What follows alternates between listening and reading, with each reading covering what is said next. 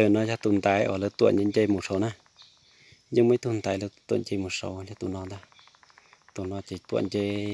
đi nằm một chỗ sát số là vậy họ biết là một xí cho là một sai gì lúc bao giờ sẽ rồi đi chạy vậy lúc bao giờ nào mà đi rồi nó phát nạn này phát bao giờ vậy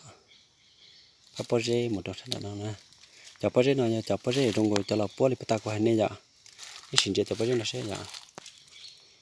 cho nó mà cho bao giờ đó cho bao giờ đó mình vậy cho nó cho bao giờ đâu vậy nhớ đồ sát hồ này cũng một chỗ bao giờ thương lo nhớ đồ hồ thế vậy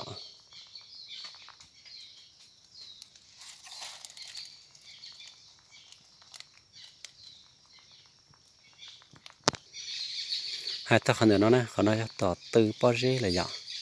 từ bao giờ khăn nó nè lúc bao giờ là cơ đồ khăn nó là nhà lên tờ lúc bao giờ nó chơi một đồ sát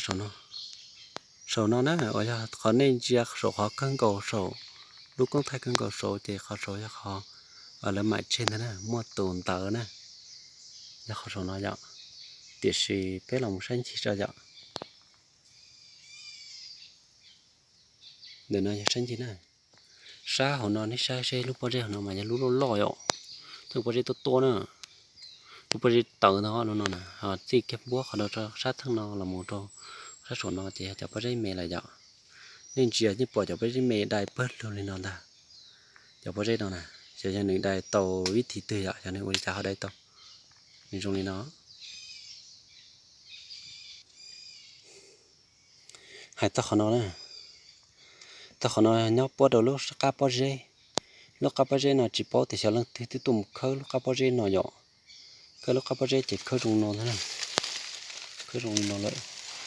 ta chỉ lúc bao giờ nó bao giờ từ bao giờ lỗi ít tự nhau ít thì nhau nó chỉ nên như trong nó sẽ nhỏ từ tụm khơi chỉ trong nó sẽ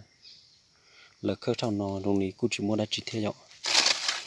thì rồi cô chỉ tàu to hàng bị chết theo là sẽ nhau đi chả tôi lúc bao giờ bỏ nó pha nhau săn đá nè pha săn đá thì nó trong nó nhưng bỏ cho nhậu bao giờ mẹ đại bớt lùi nó nhớ đồ xã hội này hay thằng bao giờ lo nhớ xã hội nữa này luôn nào họ cho nó chỉ cho bao giờ mẹ đó là thằng săn đồ nè cho bao giờ nó chỉ những đại bớt lùi nó nè ta chỉ họ chơi tiền lệ họ nếu bao giờ lo thiệt nó nhỏ chỉ bao giờ một đã chỉ có chơi tiền lúc nó trận đây vì nó nhớ đồ nó nhỏ là một đấy nè có chơi tiền lúc bao giờ nhỏ cho bao giờ nó nè tuần thuốc tới trong nó xứ tới nó bao giờ đỡ nữa nè bao giờ đỡ bòn nữa nè họ cho đú vào nó họ cho bao giờ lại trồng lò vậy ít thiệt cũng trồng của lý bao giờ nó đã thấy hạt đây để cho làm búa trồng lò theo lý trà vậy thì thiệt rồi trồng nó vậy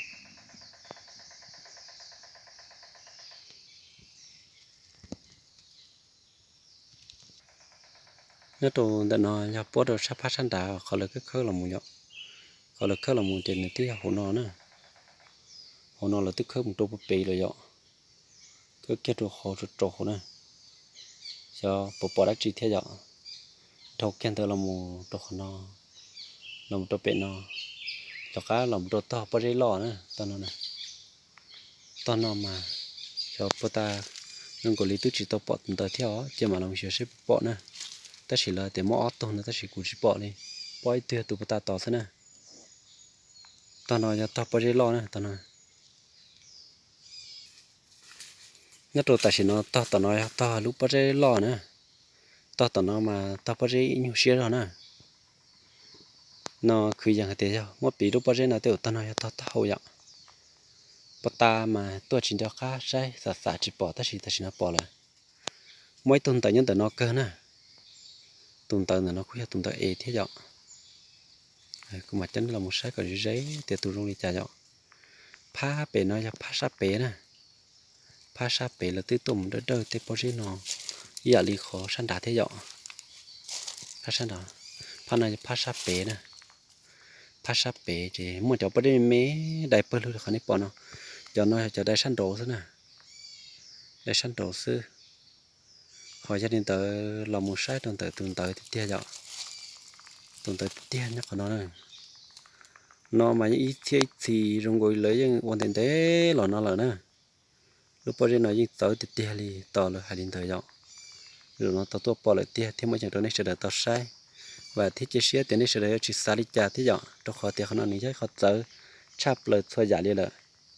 tên nào mà chỉ bỏ tiền thấu là tên lò tiền con trôn thôi ná uốn lò trả dạo hay tiền thằng thấu là họ bỏ tao đi trả dạo ta sẽ khó nó trở đi xả xứ tê rồi nó cua cho ý dạ chỉ chơi theo cho cút sang cút tê thấu nếu cú mới dạ không nhớ đồ khó tư nhớ rồi thắt trả nó bỏ lấy đi trả nhọ để là thế thì chỉ lúc đấy nó chia nhọ cho nên ta cũng cho nên là một sai trò chơi thì nó là sư mà lúc chơi lên học bé mà lên xin chỉ đùa nhất đồ lự đại video nhất đồ lự ra video dạ ở trong tàu nè